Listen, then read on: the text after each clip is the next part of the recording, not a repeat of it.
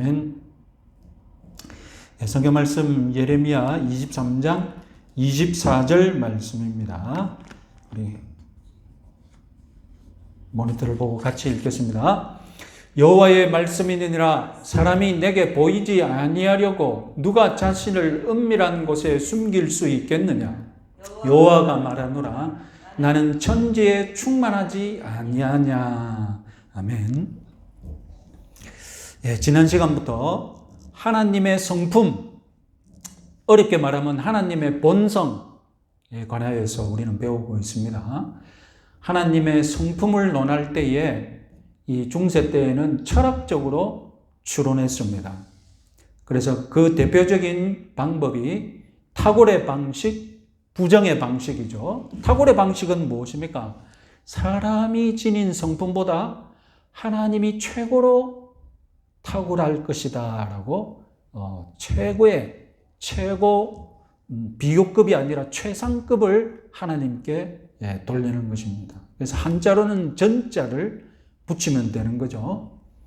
다음은 부정의 방식이 있습니다. 부정의 방식은 무엇입니까? 우리 사람은 유한한데, 우리 사람은 연약한데, 이 연약함과 한계 있는 것을 전부 다 부정해버리는 겁니다. 그래서 하나님께는 없을 무자, 그죠? 아니 불자를 하나님의 성품에 붙이는 것입니다. 그래서 하나님의 성품을 논할 때에 한자로 전자가 들어가거나 무자가 들어가거나 불자가 들어가면서 하나님의 성품을 표현합니다. 그래서 무소불위, 무소부재, 전지전능, 무한, 이런 식으로 표현하는 거죠. 그러나 이렇게 철학적으로 추론하기보다는 성경 속에 나타난 하나님을 연구해야 합니다. 성경 속에서 나타난 제일 두드러진 하나님의 성품 무엇입니까? 하나님은 사랑이시죠. 그리고 하나님은 거룩하십니다. 세 번째로 하나님은 영이십니다. 네 번째로 하나님은 한 분, 단순하십니다. 그리고 다섯 번째로 하나님은 완전하신 분이십니다. 마지막 여섯 번째, 하나님은 영원하신 분이십니다. 자, 우리가 하나님에 대해 성경 안에서 연구해도 철학적으로 연구하는 것을 안 할 수가 없습니다. 성경이 하나님이 이런 분이시다라고 가뭄에 콩나듯이 언급하는 구절들이 있는데, 그런 구절들을 근거 삼아서 이 구절에서 이런 말씀하고 저 구절에서 그런 말씀 저런 말씀하면 그것들을 다 모아서 오류 없이 모순 없이 우리가 정리하는 것이 신학이지 않습니까? 그러면 그런 구절들을 다 모아가지고 오류 없고 모순 없이 정리하자면 철학적으로 추론하는 것이 불가피합니다. 하나님의 성품은 결국 한자로 전자를 붙여야 되고 무자를 붙여야 되고 불자를 붙이면서 표현할 수밖에 없습니다. 오늘은 일곱 번째 하나님은 성품, 하나님은 불변하시다. 하나님의 불변하심에 대해서 생각해 봅시다. 모든 피조물들은 다 변합니다. 오랫동안 변하지 않는 것 같아 보여도 결국 변할 수밖에 없는 잠재력을 가지고 있죠. 그래서 오랫동안 지켜보면 결국 변합니다. 변화한다는 것은 지속적으로 유지할 능력이 스스로에게 없다는 것이죠. 혹은 변화한다는 것은 자기가 불완전하고 부족하다는 뜻을 담고 있습니다. 반대로 변한다는 것은 나쁜 것으로 떨어질 수도 있지만 지금 나쁘기 때문에 변하면서 더 좋아질 수도 있죠. 우린 그것을 개선이라고 말하지 않습니까? 결국 개선되었단 말은 지금이 모자란다는 뜻이죠. 그러나 우리는 하나님에 대해 이미 하나님이 완전하신 분이시다라고 배웠습니다. 완전하다는 건 뭡니까? 완전하다는 것은 이미 충족이 되었다. 그러니까 완전하다는 것은 부족함이 없고 개선의 여지가 없는 것입니다. 개선의 여지가 있으면 불완전한 것이죠. 하나님이 완전하시다면 변화할 필요가 없습니다. 개선할 여지도 없습니다. 특별히 하나님은 불변하신다라고 여러 번 말씀하셨는데 대표적인 것이 사무엘상 15장 29절 말씀입니다. 같이 한번 읽어보겠습니다. 이스라엘의 지존자는 거짓이나 변개함이 없으시니 그는 사람이 아니심으로 결코 변개하지 않으심이니이다. 여기 변개하다라고 번역된 말을 다른 성경은 어떻게 번역했느냐? 새 번역 성경은 뜻을 바꾸지도 아니한다라고 번역했고, 가톨릭이 쓰는 공동 번역은 변심한다, 변심이 없으시다라고 번역을 해놓았습니다. 하나님이 변함이 없으시다, 하나님이 일관되시다라는 이 말씀에서 중세 신학자들은 한 발 더 나아가서 더 심한 오해를 했는데, 하나님은 아예 움직이시는 분이 아니시다라고 그렇게까지 생각했어요. 그래서 어렵게 말해서 뭐라고 했느냐? 하나님은 움직이지 않으시면서 다른 물건을 움직이시는 분이시다. 그래서 부동의 원동자, 원동자란 말은 최초로 움직이게 하시는 분인데 자기 스스로는 안 움직이시니까, 그래서 그걸 어렵게 철학적으로 표현해서 부동의 원동자 혹은 부동의 제1동자, 하나님이 제일 먼저 움직이게 하시니까 다음을 계속해서 움직여서 오늘날 이 세상이 변화가 일어난다는 것입니다. 이것은 하나님이 아예 움직이지도 않는 분이시다라고 하나님의 이 불변성을 지나치게 강조한 것이죠. 하나님이 불변하신다. 하나님이 오늘 말씀처럼 거짓말도 아니하시고 뜻을 바꾸지도 아니하시는 분이시다. 그는 사람이 아니시니 결코 변심하지 않으실 것이다. 이것이 여러분 우리들에게 오늘날 얼마나 가만히 생각해 보면 위로의 말씀이 됩니까? 나를 향하신 하나님의 마음이 변치 않으실 것이다. 특히 우리가 사람을 대함에 있어서 사람이 변덕스럽고 어제 나를 그렇게 좋아했던 사람이 오늘 나를 배신하는 그런 여러 가지 상처를 당하면서 살게 되는데, 하나님은 나에게 일양 미쁘시고 변함없으시다는 분, 이것이 우리에게 얼마나 위로가 됩니까? 그래서 하나님은 변함이 없으시다라는 것은 그야말로 우리에게 은혜의 덕목이고 우리가 위로를 얻을 수 있는 덕목이죠. 그런데 여기서 뜻을 바꾸지도 변심하지 않는다고 했는데 성경 본문을 보면 하나님이 후회하셨다는 본문이 있습니다. 우리가 당장 찾아도 한 4군데에서 하나님이 후회하신다라는 표현을 발견할 수 있습니다. 그 본문은 어떻게 이해해야 될까요? 하나님이 후회하신다 그 본문을 읽어보면 하나님은 사람들이 어떤 급박한, 그리고 하나님의 요청에도 불구하고 사람들이 상황을 변화시켰을 때 그 상황에 하나님도 반응하시면서 하나님이 후회하신다라는 표현을 쓰십니다. 사람이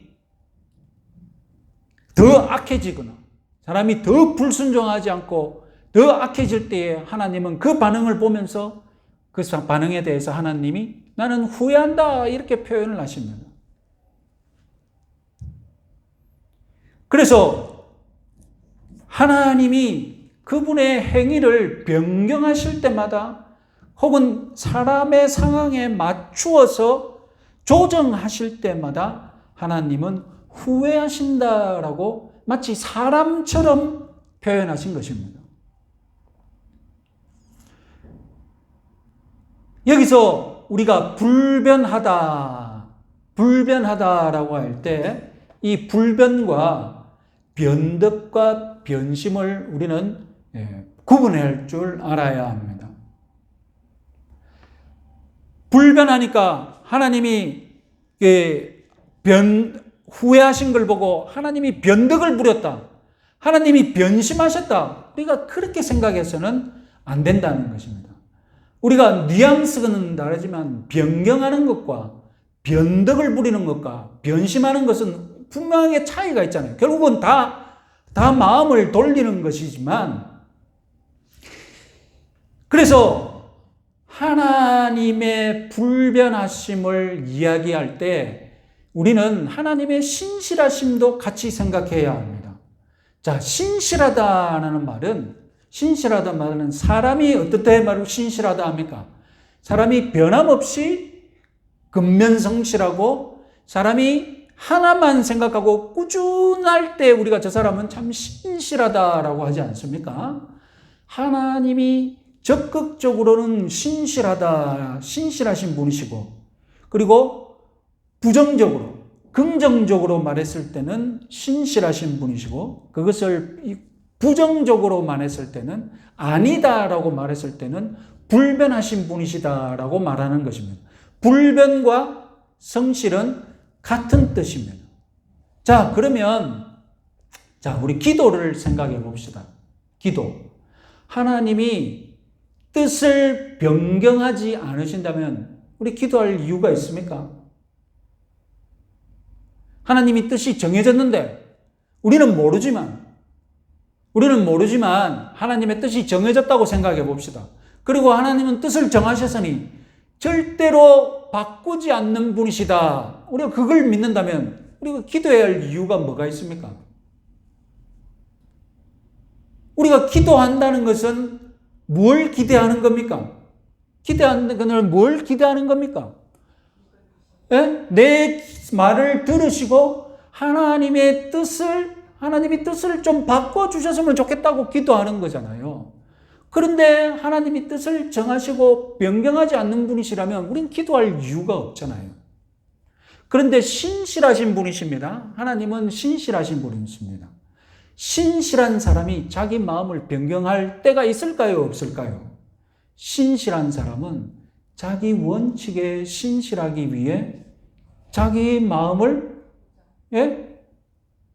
만약에 여러분, 변덕과 변심과 불변을 우리가 구분해야 된다고 하지 않습니까? 자, 여러분, 하나님이 우리들에게 사랑을 베푸시기를 원하십니다. 하나님은 사랑이시다는 것이 우리가 첫 번째 성품이잖아요. 그죠? 우리가 하나님은 사랑이시다는 것을 그게 첫 번째 성품입니다. 하나님이 우리를 사랑하시기 위해, 그리고 하나님 스스로 우리에게 뭘 약속하셨습니까? 내가 너 기도를 들어서 응답해 주시겠다고 약속하셨지 않습니까? 이것이 더 큰 약속이에요. 그래서 우리가 기도할 때에 하나님이 기도를 가만히 들어보시니 사랑의 하나님을 유지하는 것과 자기 뜻을 변경하는 것과 뜻을 변경하지 않으면 사랑의 하나님을 입증할 수 없다. 그런 상황이라면 신실하신 분이시라면 우리를 신실하게 사랑하기 위해 우리의 기도를 들어주시기 위해 자기 뜻을 변경하신다는 것입니다. 그게 더 하나님답다는 것입니다. 그게 더 하나님답게 신실하신 경우라는 것입니다.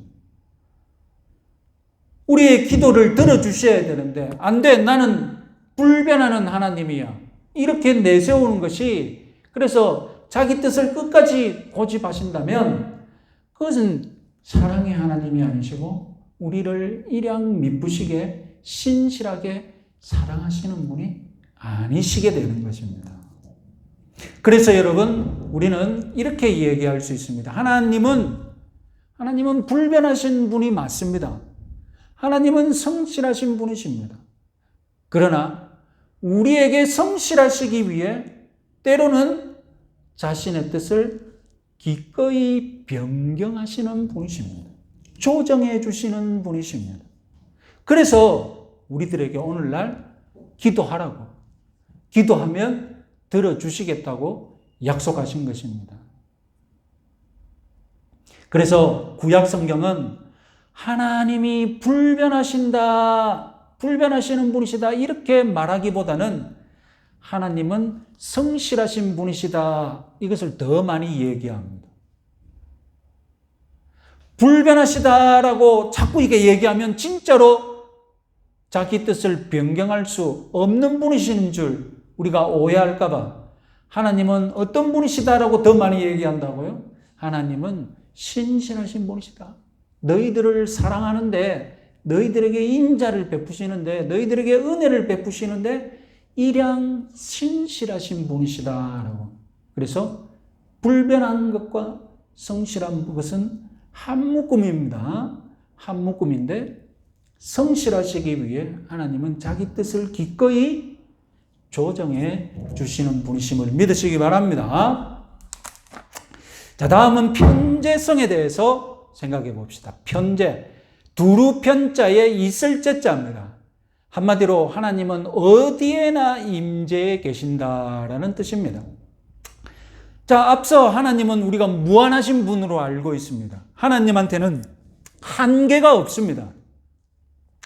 무한하신 분이시니 어디에나 계실 수밖에 없습니다. 편재하심, 이게 말이 되는가? 우리의 이해력을 초월하지만 하나님이라면 우리의 이해력을 마땅히 초월하셔야지 우리가 다 이해할 수 있는 하나님이라면 여러분 아마 안 믿어도 됩니다. 우리가 100% 다 그 속내까지 다 알 수 있는 하나님이라면 우리가 신이라고 섬길 이유가 없죠. 우리가 이해 못하고 우리의 지식을 초월할 수 있는 분이어야 우리가 하나님답게 섬길 수 있는 분이시죠. 자, 성경 구절 같이 한번 읽어보겠습니다. 열왕기상 8장. 하늘과 하늘들의 하늘이라도 주를 용납하지 못하겠거든. 예레미야 23장 24절. 나는 천지에 충만하지 아니하냐. 여러분, 세상은 무한함을 뭐에 비유합니까? 세상은 무한함을 모래알에 비유하기를 잘합니다. 사막의 모래알, 해변가에 모래알 같다라고 말하지 않습니까? 그러나 여러분, 모래알 같은 숫자라도 결국 짝수나 홀수 둘 중에 하나입니다. 모래알 같은 숫자라도 거기다가 1을 더하면 1이 증가하는 숫자입니다. 시간이 문제지 결국은 다 작정하고 덤벼들면 모래알도 유한한 숫자입니다. 하나님이 무한하시다 할 때는 이것은 측량 불가를 의미합니다. 하나님은 모든 시간, 모든 공간에 충만하게 존재한다고 고백할 수밖에 없습니다. 왜냐하면 우리가 앞서 하나님은 무한하시다고 했고 거기다가 단순하셔서 하나님이 나눠질 수 있는 분이 아니다라고 했습니다. 그러니 하나님은 어디에나 임재해 계신데 동시에 다른 곳에는 없다고 고백한다면 모순이죠. 어디에는 임재해 계신데 동시에 다른 데는 없으시다? 그러면 그것은 하나님에 대해서 우리가 모순되게 얘기하는 거죠. 그렇다면 우리가 하나님이 편재해 계신다, 어디에나 계신다라고 말할 때 단순히 공간적으로 무한하신 분이시다라고 이해해서만은 안 됩니다. 이 편재하심은 하나님의 존재 방식은 물론이고 하나님의 활동과도 하나님의 역사하심을 할 때 역시 연관이 있습니다. 자, 첫 번째, 어떤 공간에도 임재해 계신다. 이것은 어떤 장소와 공간에도 매이지 않는다, 초월해 계신다는 뜻입니다. 자, 시간과 공간, 시공간이라고 하죠. 시간과 공간은 우리 지상 만물이 존재하는 존재 방식입니다. 우리 지상 만물은 반드시 시간과 공간이라는 그 차원이 있어야 존재 가능합니다. 사람은 특정한 시공간에 존재할 수밖에 없는 유한한 존재입니다. 여기 시간과 공간에 내가 있다면 다른 시간과 공간에 나는 존재할 수가 없습니다. 그런데 앞서 하나님은 영원하신 분이시라고 했죠. 영원하신 분이시라고 했습니다. 하나님께는 과거, 현재, 미래가 무의미한 분이십니다. 거기다가 하나님은 무한하셔서 모든 장소에 다 계신다고 고백했습니다. 그러면 결론적으로 하나님께는 시간과 공간이 무의미해지는 것입니다. 그래서 하나님은 거꾸로 모든 시간과 모든 공간에 임재해 계신다라고 우리는 고백할 수밖에 없습니다. 그리고 두 번째로 이 편재함은 절대 주권과 한상입니다. 무슨 말이냐? 하나님께서 모든 것을 채우고 계시면서 아무것도 안 하고 그냥 놀고 계신다고 믿어야 하겠습니까? 절대 주권자이신 하나님께서 모든 것을 가득 채우고 계시는데 그곳에서 그냥 손 놓고 아무것도 안 하고 계신다는 말씀입니까? 그럴 리가 없죠. 하나님은 절대 주권자이시다면 모든 공간을 다 채우고 계시다면 그곳에서 하나님은 통치하시는 분이심을 우리는 믿어야 합니다. 그래서 하나님은 만물의 주권자요 만물의 통치자라고 하지 않습니까? 만물 위에 임재해 계시고 만물을 통치하시는 분이시라는 것입니다. 그래서 하나님이 어느 공간이시든지 임재해 계셔서 통치하신다면 여기서 우리가 또 은혜를 입어야 할 것이 무엇이냐면 어느 공간에 있는 하나님의 백성이라도 보호하시고 인도하실 것이라는 말입니다. 하나님이 여기에 임재해 계셔서 다른 곳에 있지 못한다면 하나님이 시공간에 얽매인다면 하나님이 도와줄 수 있는 백성은 하나님이 계시는 그 공간뿐이잖아요. 그러나 하나님이 모든 공간에 편만하게 계시므로 어느 공간에 있는 하나님의 백성, 성도들은 다 하나님께 은혜를 동시에 입을 줄 믿으시기 바랍니다. 그래서 하나님은 모든 성도의 아버지가 되시는 분이시라는 것입니다. 자, 세 번째로 중요한 것인데요. 이 편재함, 어디에나 계시는 분에 관해서 유의할 점이 있습니다. 하나님이 어느 곳에나 다 계신다고 해서 동일한 자세로, 동일한 마음으로 다 계시느냐? 그것이 아니라는 것입니다. 임재의 질이, 하나님의 임재하시는 그 질이 장소마다 다르다는 것입니다. 장소에 따라서 그 임재의 수준, 임재의 그 질이 달라진다는 것입니다. 이게 무슨 말이냐? 땅 위에 있는 선지자들이 하늘에 계신 하나님을 보았을 때 나는 죽게 되었다라고 말했습니다. 하나님을 감히 볼 수 없었습니다.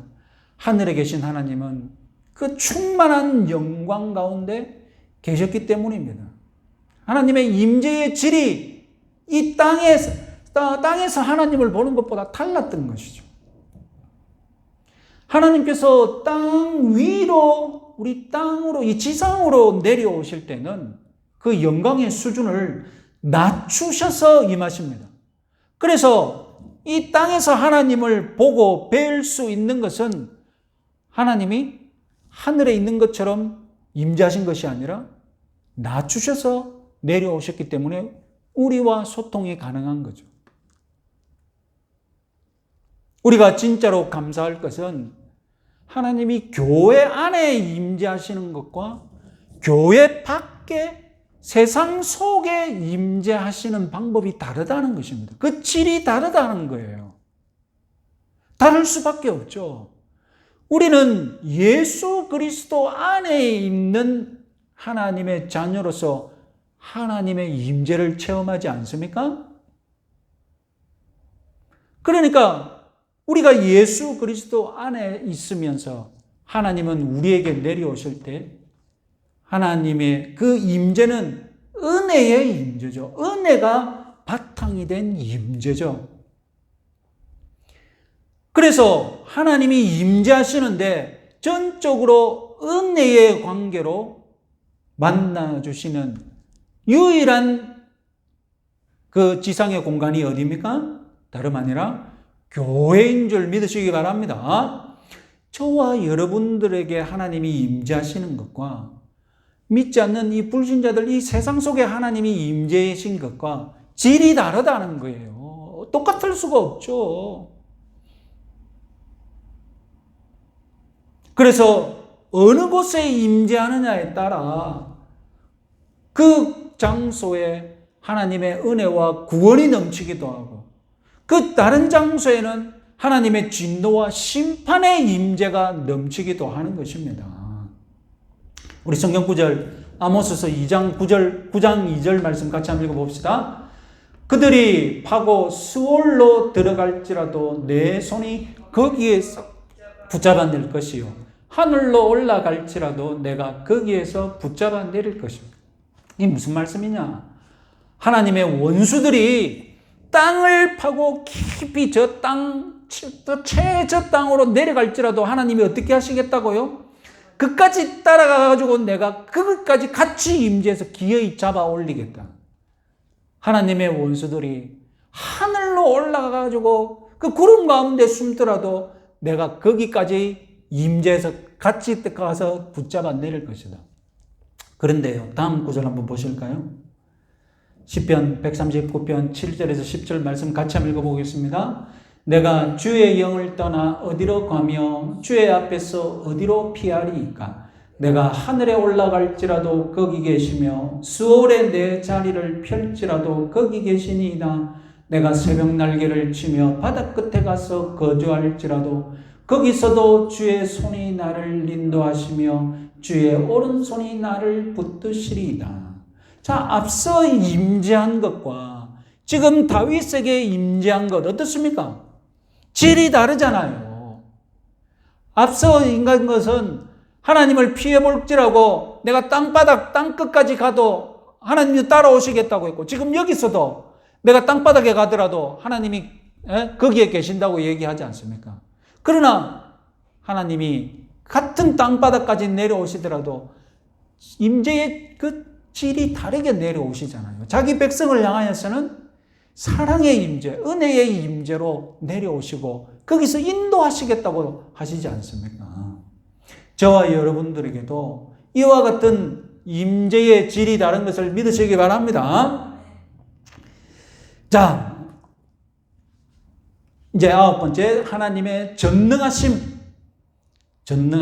생각해 봅시다. 단순히 하나님의 전능하심을 인간적인 힘의 최상급이다 이렇게 생각해서는 안 됩니다. 우리가 힘이라고 부르는 모든 것과 하나님의 전능하심은 차이점이 있다는 것을 명심해야 합니다. 첫 번째로 하나님의 전능하심은 말씀의 전능하심임을 믿으시기 바랍니다. 하나님은 말씀만 하셔도 그 모든 것이 이루어지는 우리가 생각하는 힘, 우리가 생각하는 에너지와 차원이 다르신 분이시다. 우리 상상할 수 없는 분이시다는 것을 유념하시기 바랍니다. 두 번째, 하나님 스스로 나는 이건 못한다라고 말씀하신 것이 있습니다. 그것을 가리켜서 하나님의 무능인데요. 한 세 가지 정도 성경에 하나님이 할 수 없다라고 말한 것이 있습니다. 같이 한번 읽어보겠습니다. 자기 자신을 부인할 수 없다. 거짓말할 수 없다. 악에게 시험받을 수 없다. 자, 이렇게 하나님 스스로 나는 이것 못한다라고 얘기하신 하나님의 무능하심입니다. 무슨 말입니까? 간단하게 요약하자면 자기의 성품, 자기의 본성에 어긋나는 것은 무엇이든지 할 수 없는 분이신 것을 믿으시기 바랍니다. 결국 무엇입니까? 아까 하나님은 어떤 분이시라고요? 하나님은 신실하시고 불변하신 분이시라고 안 했습니까? 그거 똑같은 거예요. 예? 그래서 하나님은 이런 것들을 내가 할 수 없다라고 하나님의 무능, 결국 자기 본성에 어긋나는 행동, 어긋나는 언행은 하시지 못한다. 이것이 하나님의 무능입니다. 이것은 거꾸로 뒤집으면 하나님의 신실하심임을 확신하시기 바랍니다. 하나님의 전능하심은 오늘날 그 뉴 에이지 시대에 하나님의 전능하심을 우리가 착각하기 쉬운 것은, 여러분 스타워즈 영화 가장 대표적인 건데, 스타워즈 영화를 보면 거기에는 이 포스, 힘, 능력이라는 이 포스가 지구를 지배하고 있는데, 그래서 이 포스가 어둠의 포스, 어둠의 악한 포스가 결국은 지구의 절반을, 우주의 절반을 지배하고 있고, 그 착한 포스가 이제 제다의 기사들을, 그래서 어두움의 군사들은 다 옷을 무슨 색깔로 입습니까? 다 검은색 입고 있죠. 다 검은색 입고. 반면에 착한 포스, 착한 힘에 지배받는 제다의 기사들은 다 무슨 옷을 입고 있습니까? 흰색을 다 입고 있죠. 선과 악의 대결입니다. 이것이 이제 이 포스. 그러니까 하나님 전능, 이 생각할 때 우리는 하나님을 무인격적인, 인격이 아닌 절대 포스로 생각했으면 안 된다는 것입니다. 그래서 하나님은 이름이 없는 무슨 절대적인 힘이 아니라, 하나님은 언제나 이름을 가진 인격체이신 것. 삼위일체 하나님 할 때 그 위자가 여러분 인격이라고, 그죠? 신격 같은 인격 같은 신격이라고 우리가 배웠지 않습니까? 그래서 하나님의 전능하심은 결국은 사랑의 전능하심입니다. 이것은 인격이기 때문에, 자, 결국 여러분,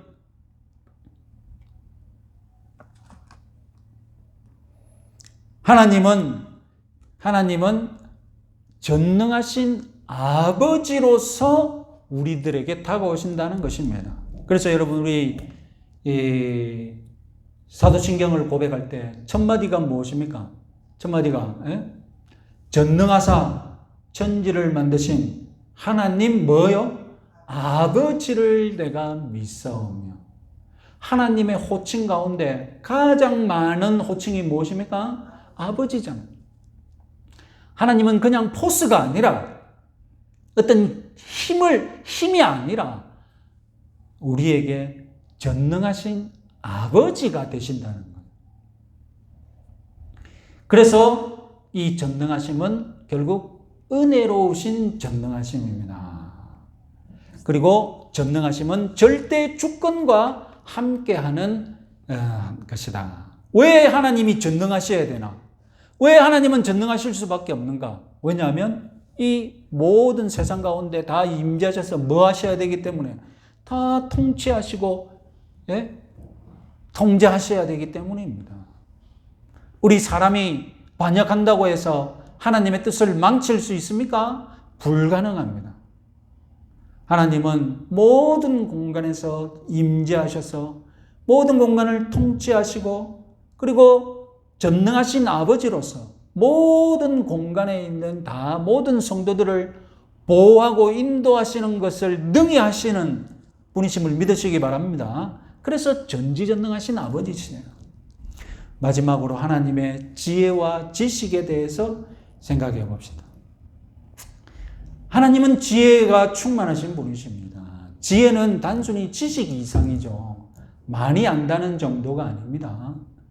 우리가 지혜라고 얘기할 때 무엇을 가리키느냐? 여러분, 똑같은 길을 가더라도 목적이 어떠냐에 따라 지혜로울 수도 있고 어리석을 수도 있습니다. 자, 똑같이 가는 길에 대한 지식을 A, B가 다 가지고 있어요. 둘러가는 길입니다. 둘러가는 길. 그런데 똑같이 둘러가는 지식을 다 가지고 있는데 어떤 경우에는 똑같이 둘러가더라도 지혜로운 경우가 있습니다. 무슨 말이냐? 어떤 경우냐? 시간이 남았어요. 일찍 갈 필요가 없어요. 그래서 시간도 남고 일찍 갈 필요가 없으니까 관광차 둘러가는 길이라면 그건 지혜로운 것이죠.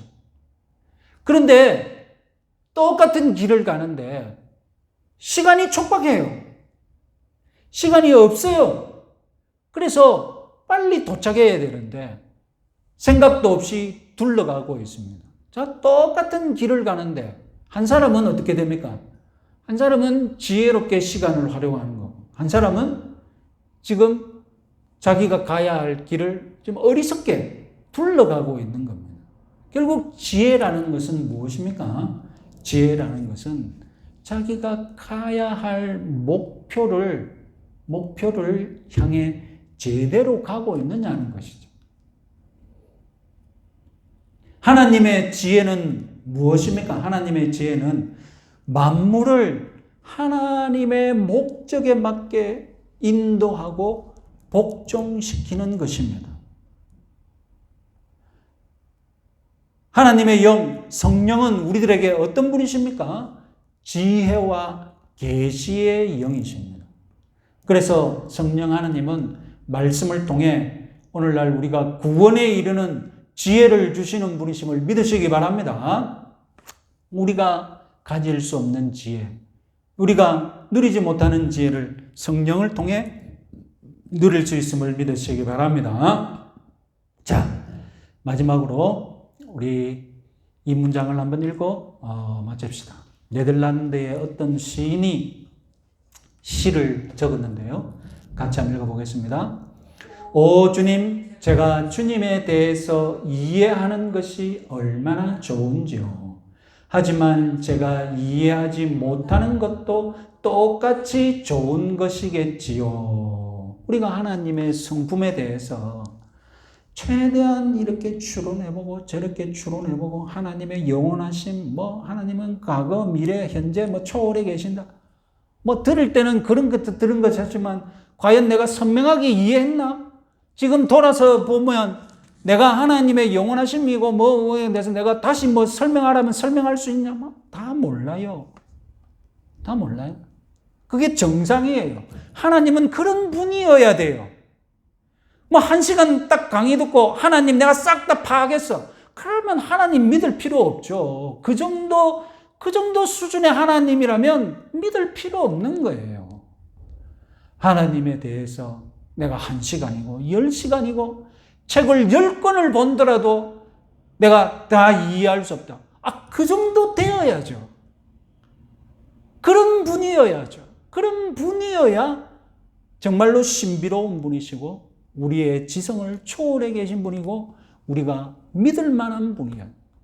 그래서 오늘 이 시인이 말했듯이 내가 주님에 대해서 이해하는 것, 나는 하나님의 사랑을 체험 좀 했습니다. 하나님의 사랑을 좀 체험해서 이해했습니다. 얼마나 좋습니까? 내가 체험해서 하나님을 이 정도 알고 있다는 것.